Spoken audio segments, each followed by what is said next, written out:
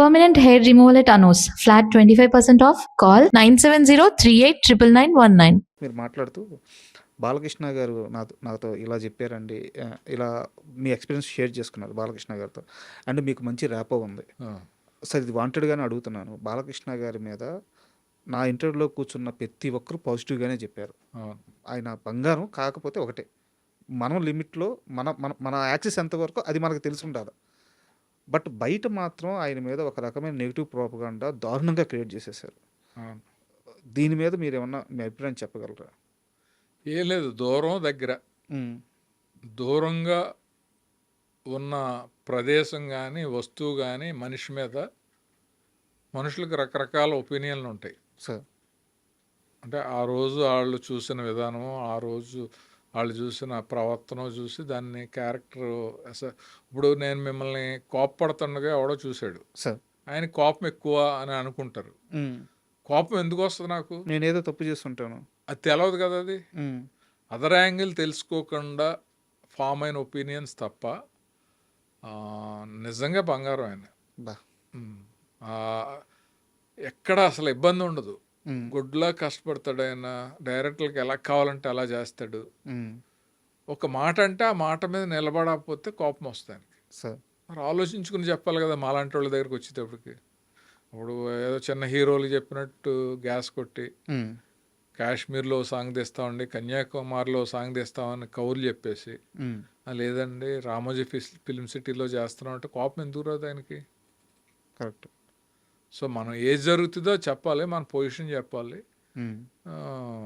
ఆ దగ్గర నుంచి చూస్తే ఆయన ఎంత గొప్పోడో ఎంత మంచోడో అనేది మనకి చూసిన వాళ్ళు అందరికీ అర్థం అవుద్ది. నేను అలా చూశాను కాబట్టి.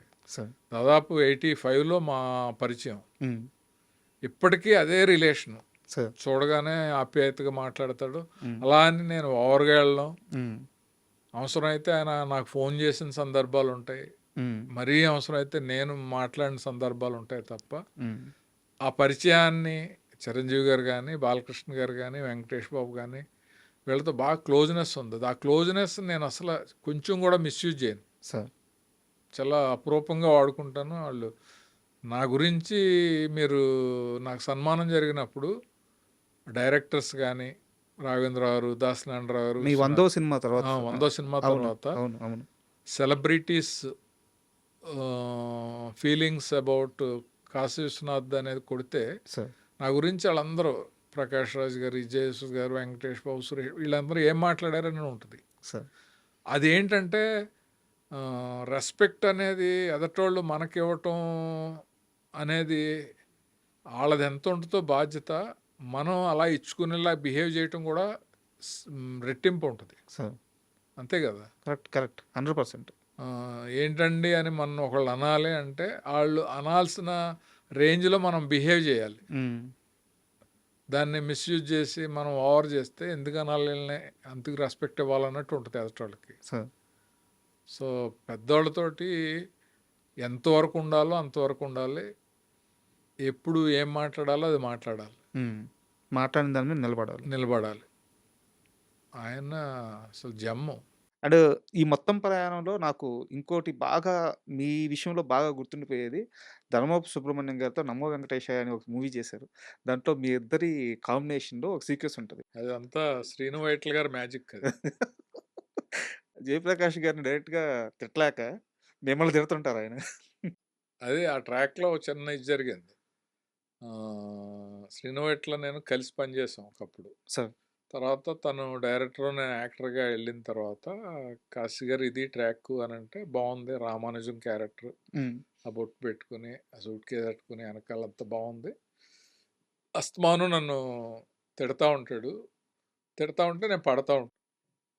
అంతా బాగానే ఉంది కానీ అతను ఎందుకు తిడతాడు, నేను ఎందుకు పడతాను అనేది లాజిక్ తెలవకపోతే ఈ ట్రాక్ పండదు అని చెప్పాను.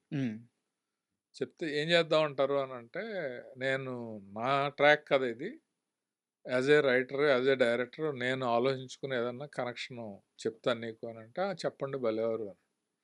సో మన్నాడు వెళ్ళి చెప్పాను, ఒక షార్ట్ తీయి, నేను అడుగుతాను ఆయన్ని, గంగిగోవు లాంటి నా మీద గౌడు గేదిలాగా ఎందుకు మీరు ఎలా అరుస్తున్నారు అని అంటే అప్పుడు చెప్తాడు.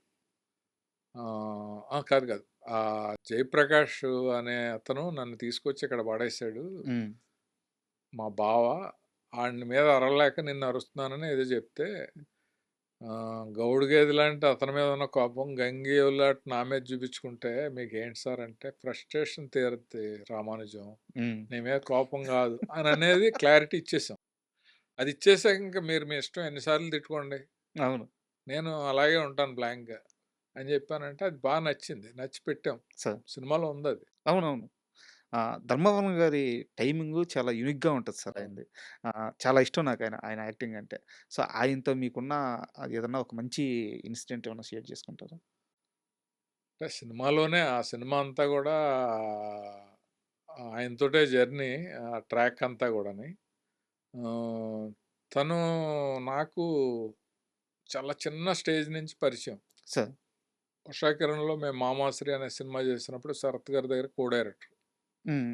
అప్పుడు ఇతను అప్‌కమింగ్. సార్.